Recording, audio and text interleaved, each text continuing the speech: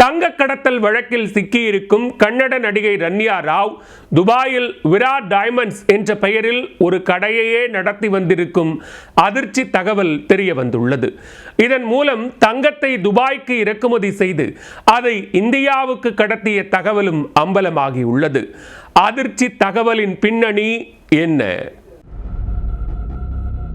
கன்னட நடிகையான ரன்யா ராவ் தங்க கடத்தல் வழக்கில் டெல்லி வருவாய் நுண்ணறிவு பிரிவு அதிகாரிகளால் கைது செய்யப்பட்டுள்ளார்.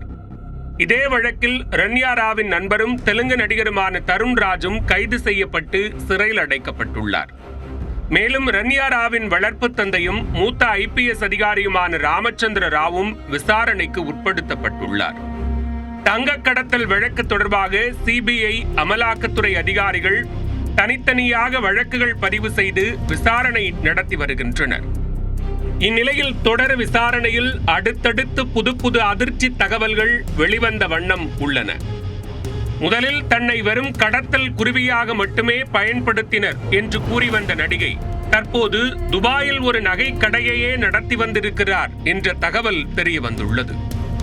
விராட் டைமண்ட்ஸ் என்ற பெயரில் நடிகர் தருண் ராஜுவுடன் சேர்ந்து அவர் தொடங்கிய அந்த நிறுவனத்தின் மூலமாகத்தான் தங்கத்தை வெளிநாடுகளில் இருந்து இறக்குமதி செய்து அதை இந்தியாவுக்கு கடத்தி வந்திருக்கிறார் என்ற தகவலும் தெரிய வந்துள்ளது.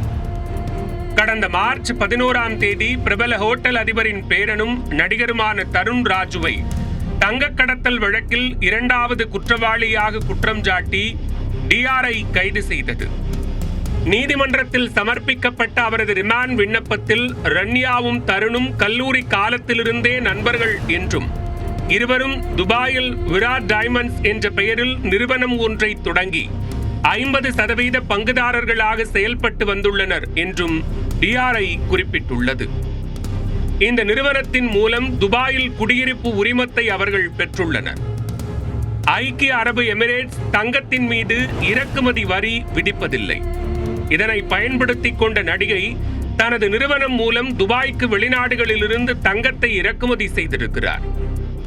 ஜெனீவா மற்றும் பாங்காக்கில் உள்ள மொத்த விற்பனையாளர்களிடமிருந்து தங்கத்தை வாங்கி வந்த தகவலும் தெரிய வந்துள்ளது. அங்கு அவருக்கு தனது குடும்ப தொடர்புகள் மூலம் பெரிய வாடிக்கையாளர்கள் இருந்ததாக கூறப்படுகிறது. துபாயில் இறக்குமதி செய்யப்பட்ட தங்கத்தை அங்கேயே விற்பனை செய்வதாக கணக்கு காட்டினாலும் கடந்த ஒரு வருடத்தில் 27 முறைக்கு மேல் ரன்யா இந்தியாவிற்கு கடத்தி வந்ததாக இப்போது சந்தேகிக்கப்படுகிறது. அது மட்டுமின்றி நடிகை ஹவாலா முறையில் சுமார் 1,70,00,000 ரூபாய் பண பரிவர்த்தனை செய்த தகவலும் தற்போது தெரிய வந்துள்ளது.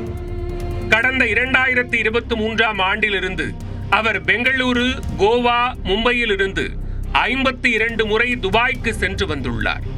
26 முறை ஒரே நாளில் இந்தியாவிலிருந்து துபாய்க்கு சென்றுவிட்டு திரும்பி வந்திருப்பதையும் அதிகாரிகள் கண்டுபிடித்துள்ளனர்.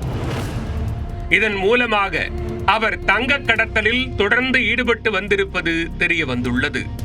அதே நேரத்தில் ரன்யா ராவ், தருண் ராஜு வங்கிக் கணக்குகளை அதிகாரிகள் ஆய்வு செய்ததில் பல கோடி ரூபாய் பரிவர்த்தனை செய்யப்பட்டிருப்பதும் அது உடனடியாக மற்ற வங்கி கணக்குகளுக்கு மாற்றப்பட்டிருப்பதும் தெரிய வந்துள்ளது.